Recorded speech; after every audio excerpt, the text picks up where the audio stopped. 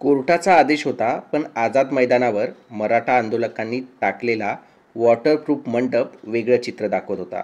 मराठा समाज माघार घेणार नाही हे स्पष्ट दिसत होतं. जर पोलिसांनी कारवाई केली असती तर मराठा विरुद्ध पोलीस असा संघर्ष उफाळला असता, कायदा सुव्यवस्थेचा प्रश्न निर्माण झाला असता आणि त्याद्वारे पोलिसांना मुंबई कंट्रोल करणं अवघड गेलं असतं. त्याचबरोबर 6 सप्टेंबरचं गणपती विसर्जन मुंबई वाहतूक व्यवस्थेवर, सुरक्षेवर प्रचंड ताण येणार होता. या सगळ्या कचाट्यात सापडलेले देवेंद्र फडणवीस सरकार यांना पर्यायच उरला नव्हता. त्यामुळे आंदोलन मान्य करावं लागलं, मागण्या स्वीकाराव्या लागल्या आणि सर्वांसमोर असं दाखवलं की देवाभाऊ आहेत तरच मराठा समाजाला आरक्षण मिळत आहे. त्यामुळे फडणवीसांचे गौरवगीत गाणाऱ्यांनी आणि मराठा आंदोलनातील मागण्या मान्य केल्याचं क्रेडिट देणाऱ्यांनी हे विसरू नये, जर परिस्थिती वेळेवर, संवेदनशील आणि ठोस नियोजनाने हाताळली असती तर देवेंद्र फडणवीस या आंदोलनाचे खरे हिरो ठरले असते. मराठा समाजाने त्यांना पाठिंबाही दिला असता. पण सोशल मीडियावर जे दिसतंय ते वेगळं आहे. कालपर्यंत तुमच्या नेत्याच्या आदेशावरून भाजपचे कार्यकर्ते जरांगे पाटलांना बदनाम करायचा प्रयत्न करत होते. आंदोलन किती खराब आहे, किती त्रास होतोय, हे आंदोलक कशा पद्धतीने वागतायत हेच सिद्ध करत होते. आणि आज अचानक फडणवीसच पहा मराठ्यांना आरक्षण देऊ शकतात असं म्हणत क्रेडिट घेण्याचा प्रयत्न केला जातोय. मित्रांनो, हे विरोधाभास जनतेला चांगलंच कळतंय. केवळ क्रेडिट देऊन फायदा नाही, काम वेळेवर आणि योग्य पद्धतीने झालं असतं तर खरा सन्मान मिळाला असता. मित्रांनो, तुम्हाला काय वाटतंय?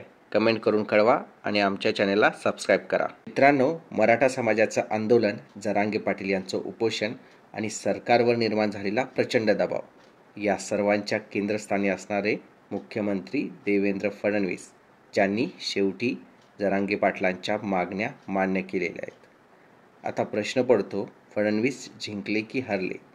आंदोलनाची घोषणा 4 महिन्यापूर्वी झाली होती. त्यानंतर 27 ऑगस्टपासून मराठा समाजाचे लाखो कार्यकर्ते मुंबईकडे निघाले. 29 ऑगस्टला जरांगे पाटील मोठ्या समर्थकांसह मुंबईत पोचले आणि आंदोलनाला सुरुवात झाली. जरांगे पाटलांनी फडणवीसांवर टीका केली, ती त्यांच्या ग्रामीण भाषेत. आणि ग्रामीण भाषेचे शब्द चुकले म्हणून फडणवीस समर्थकांनी सुरुवातीला जरांगे पाटलांना टार्गेट केलं, त्यांना धमकावण्याचाही प्रयत्न केला. यावरून वातावरण आणखीन बिघडलं. खाऊगल्ली आणि सुविधा बंद केल्यामुळे आंदोलकांना प्रचंड मनस्तापाला सामोरं जावं लागलं. सरकारवर मोठ्या प्रमाणात टीकेचा भडीमार सुरू झाला.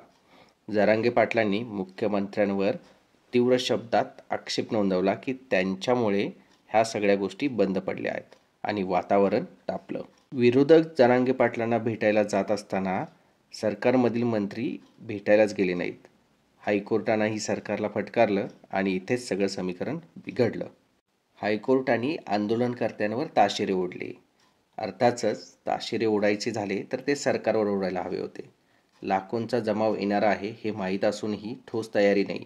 खाणंपिणं, शौचालय, पार्किंग या मूलभूत सोयींचा प्रश्न मुंबई ठप्प झाली आणि नागरिक सगळे त्रस्त झाले.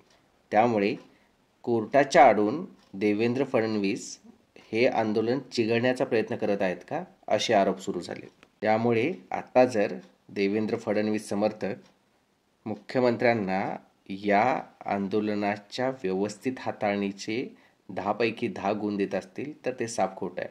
देवेंद्र फडणवीस यांना हे आंदोलन योग्य पद्धतीने हाताळता नाही आलं, हीच सत्यता आहे. मुख्यमंत्री आणि गृहमंत्री म्हणून फडणवीसांनी हा आक्रोश कमी लेखला का? कोर्टाकडून आधार घ्यायचा प्रयत्न झाला आणि तो कितपत योग्य आहे? पोलीस विरुद्ध मराठा असं चित्र निर्माण झालं असतं तर सगळं खापर सरकारवर फुटलं असतं आणि आगामी येणाऱ्या गणपती विसर्जनाच्या वेळी मुंबई ठप्प झाली असती तर सरकारही कोलमडलं असतं. शेवटी सरकारला झुकावं लागलं.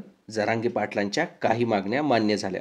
काहींसाठी डेडलाईन निश्चित झाली आहे, पण हा निर्णय शेवटच्या क्षणी घेतला गेला. जर लवकर संवाद साधला असता, नियोजन केलं असतं तर फडणवीस हिरो ठरले असते. पण उशीर झाल्यामुळे जनतेच्या नजरेत फडणवीस विलनच ठरले. यापुढे मान्य केलेल्या मागण्या पूर्ण झाल्या तर फडणवीसांची इमेज वाचेल. अपयश आलं तर ही नकारात्मक छबी आणखी घट्ट होईल. मित्रांनो, तुम्हाला काय वाटतं? देवेंद्र फडणवीस या आंदोलनातून शिकले का? ते पुढच्या वेळेला हिरो ठरतील की पुन्हा एकदा विलन? कमेंट करा, तुमचं मत सांगा आणि हो, आमच्या चॅनेलला सबस्क्राईब करायला विसरू नका.